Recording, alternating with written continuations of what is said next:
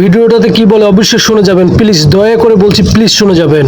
ও আমার একটা হৃৎপিণ্ড, সেটাই আল্লাহ নিয়ে গেছে। পরশুদিন বলছে বাবা আমার একটা বরখা কিনে দাও। আমার স্যান্ডেলটা দেখেন 3 বছর পুরাতন ছেঁড়া, কিন্তু আমি আমার স্যান্ডেলটা পাল্টাই না, সেলাই করে নেই, কিন্তু আমার বাচ্চাদেরকে আমি কষ্ট পেতে দেই না। শুধু একবার বলছে বাবা লেচে খাবো। আমার মেয়ের মোবাইলে আমার নাম হলো 500 ছবি আছে।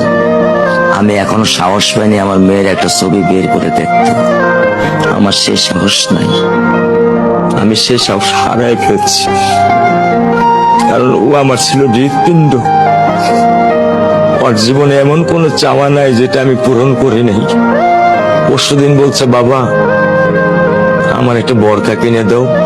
আমার চাচাতো ভাই বললো ভাই ইসলামপুর থেকে 300-400 টাকা পাওয়া যায়। আমি সাথে সাথে নিউনি মার্কেট থেকে আমি 1000 টাকা দিয়ে আমার মেয়েকে বরখা এনে দিচ্ছি। আমি দরিদ্র, ভাঙা বাসায় থাকি,